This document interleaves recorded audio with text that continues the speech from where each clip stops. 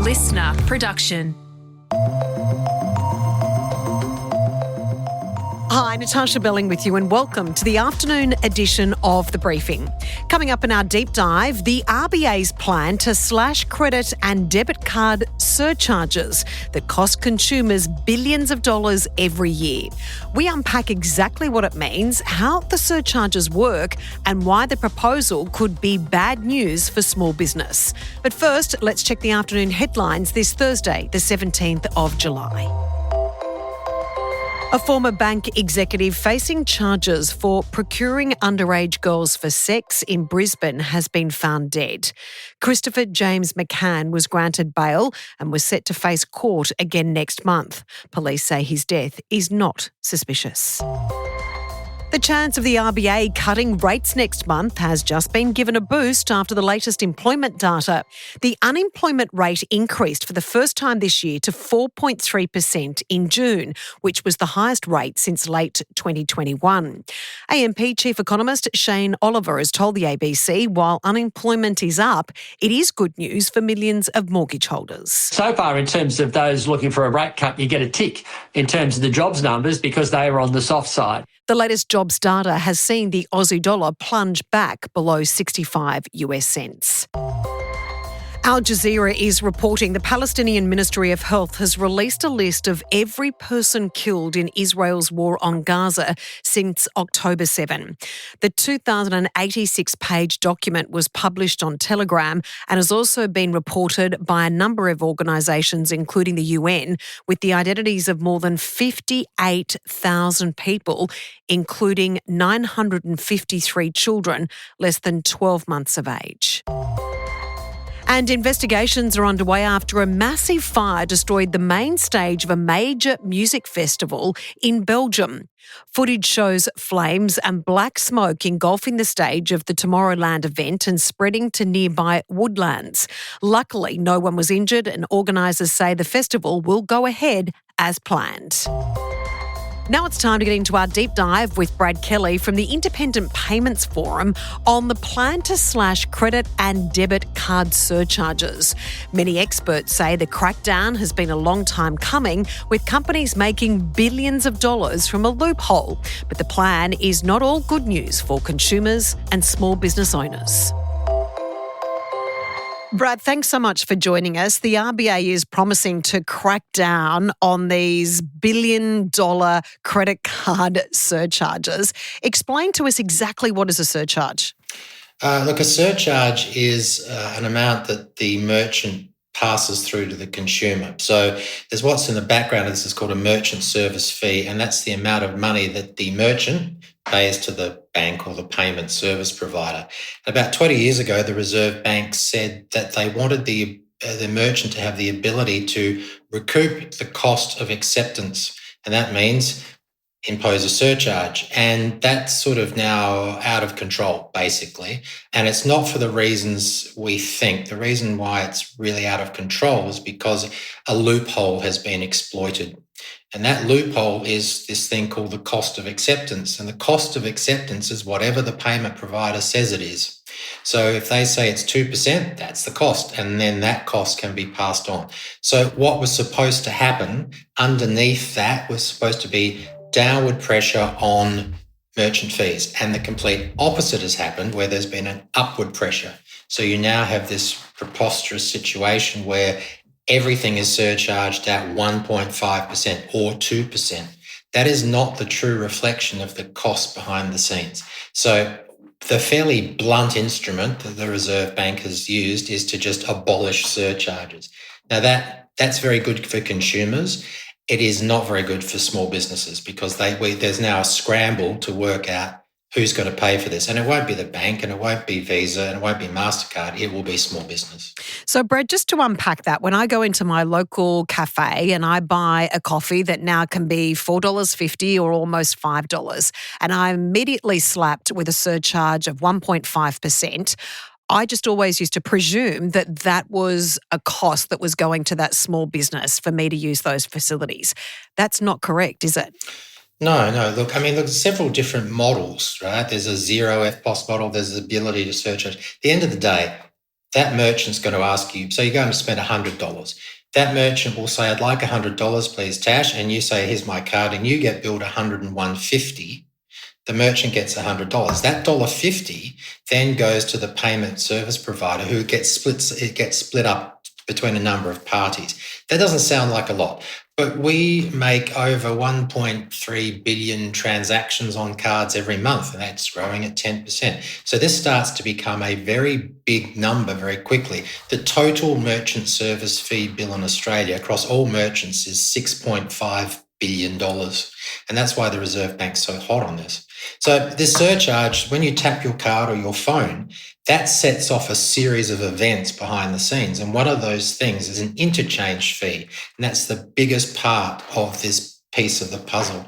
The interchange fee is, take a breath, the fee that the acquiring bank charges the issuing bank. And I can see everyone's dozing off. What it means is if you tap an ANZ card on a Westpac terminal, Westpac pays ANZ. That's it. But within that, there's it could be 6 cents, it could be 0.8 of 1, but it's a mess behind the scenes. And the Reserve Bank is trying to sort that out, but they've only made some inroads into this. So the bottom line is it's not the small business getting that. They're not the merchant. It's the big banks and financial institutions that are getting billions of dollars every year from Australian consumers for the privilege of using their own money and their own card. Yeah, I mean, small business, 80% of the transactions they do are debit card transactions.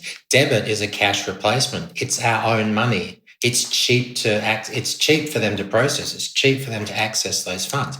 Credit is much more expensive, and that gets charged at a different rate. But unfortunately, all transactions are now being charged at the expensive credit rate.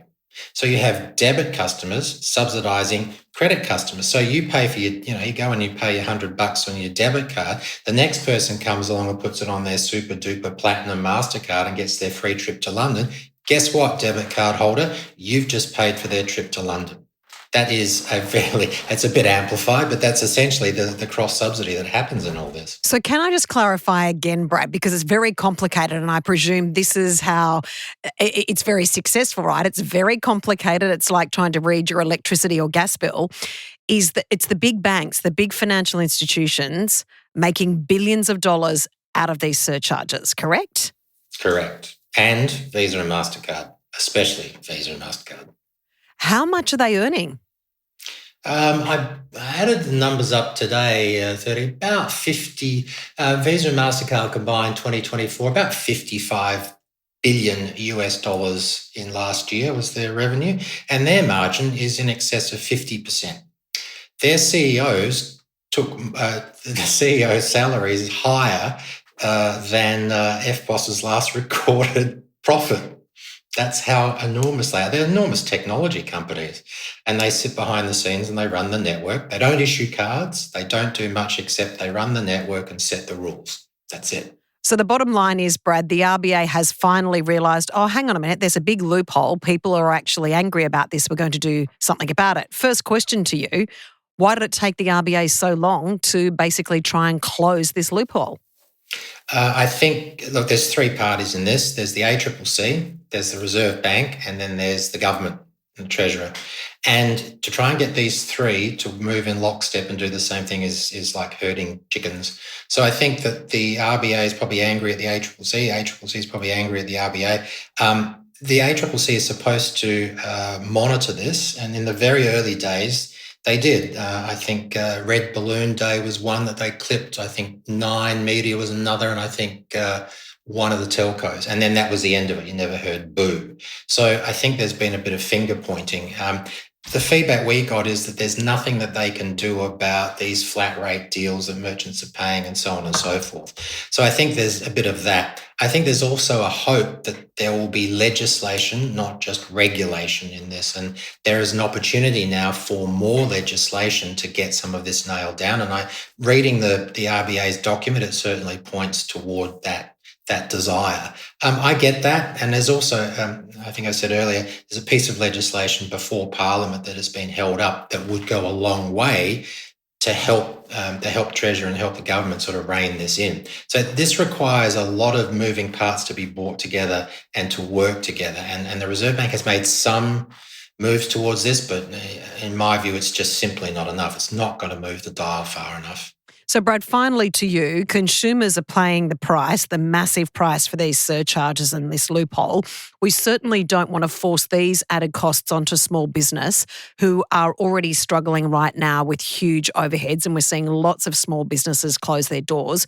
How do we make sure that the big guys in this scenario get shut down and the small businesses don't get lumped with these extra costs? That's a very, very good question. Look, I think right now, facing the reality of an end of surcharging allowance is what we've got now. I think small business has got 12 months to think about that. So what's going to have to happen is the payment service providers are going to have to start to get a lot more transparent about what they're doing. And I note that the US platforms like Square, they sort of, we give you all of this stuff to run your business and then we charge you 1.6%. That sort of thing's got to stop. But the merchants have got to be very savvy and very clear on what their business is doing and who they really need. Just walking in and buying Square or walking in and signing up for a platform is just like, you've got to be as careful with as you're buying a mobile phone contract or entering into an internet contract with your provider. You're going to have to do a bit more research. So unfortunately, there is some pressure on small business to do something. It is incumbent upon the small business organisations to help their members navigate through this. But look, this has got 12 months to run. I'm somewhat optimistic that we'll get a good outcome, but at the moment, I think we're going to have to sort through these weeds and work out exactly what this means. I think what's been missing, there's a number of parties who've been very quiet in this debate, and they tend to be the biggest ones. So our big retailers, not saying boo. And there's a reason for that because they're not really impacted. I think the one to watch is Qantas, because Qantas yesterday copped it from both sides. So no more surcharging on airline tickets, and frequent flyer points earned on Visa and MasterCard will probably evaporate. So those two, that big one, that one's effective. The rest of them are sitting back sort of not getting involved. So watch this space, Tash. Watch this space indeed. We really appreciate you unpacking this very, very complicated scenario, and let's hope the right people win in this. We appreciate your time. Thanks so much. Thank you. That was Brad Kelly, the co-founder of the Independent Payments Forum. And that's it for this episode of the afternoon edition of The Briefing. We'd love you to subscribe or follow us on Instagram at The Briefing Podcast, and we'll be back in your feed tomorrow at 6 a.m. I'm Natarsha Belling. Thanks for your company.